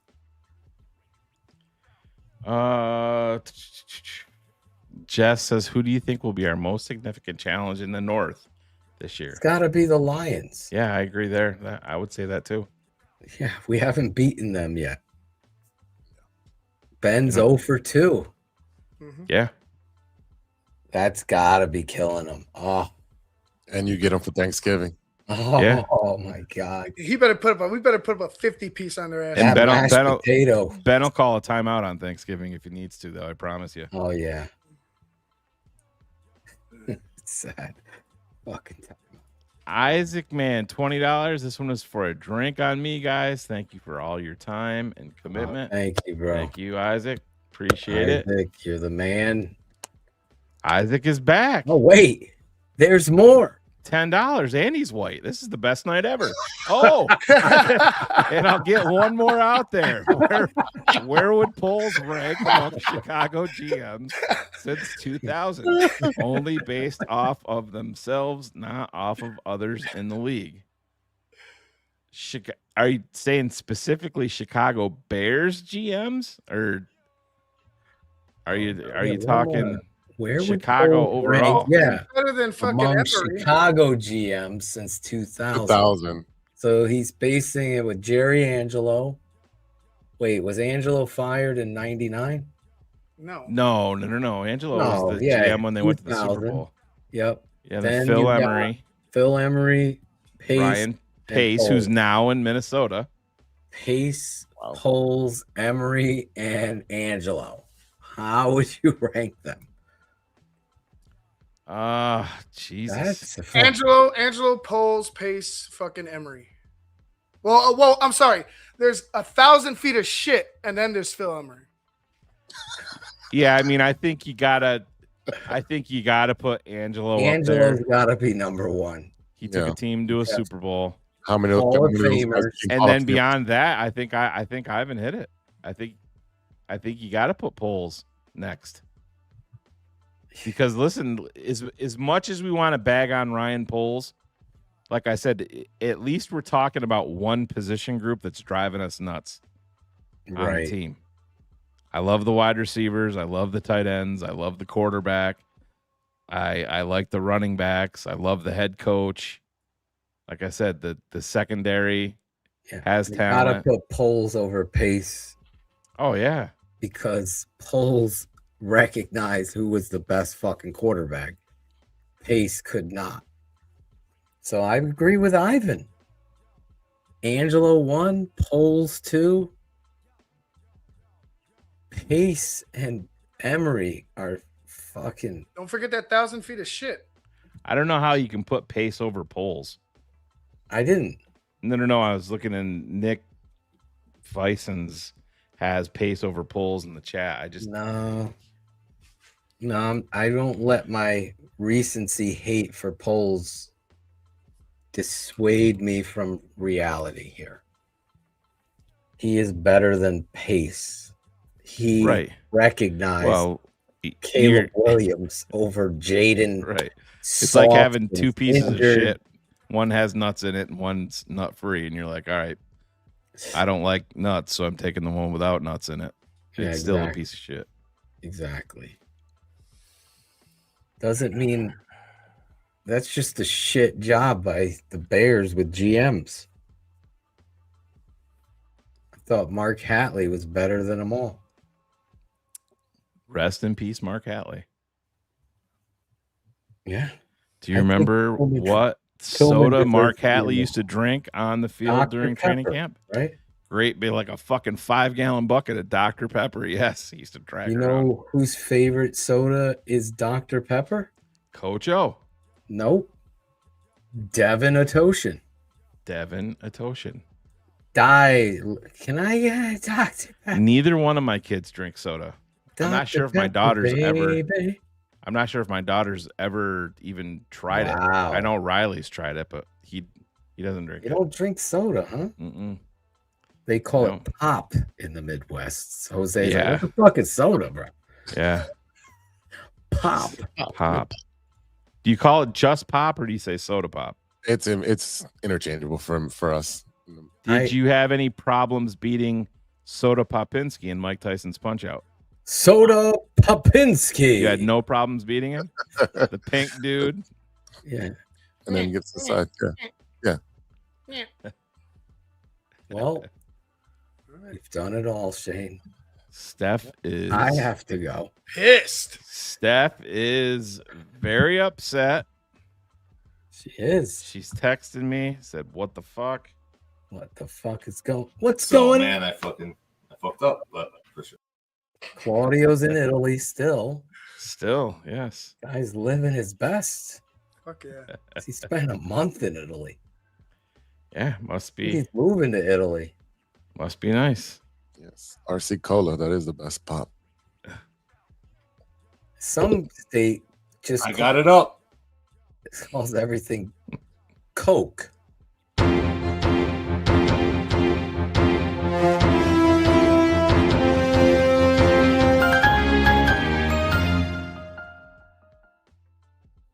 Oh, we got one more here. Last one. Isaac Mann is back. In my opinion, polls at least does most of the things. Obvious things. Yeah. Yes. Like Caleb Williams, Ben Johnson, big trades. Good I stuff, don't think Isaac. RC Cola is that good. I'll be honest. It's like a watery. Isn't it a huge? That's a real big Midwest thing, too, Especially right? here because of the pizza. Yeah, it used to come with the pizza, so it's not bad.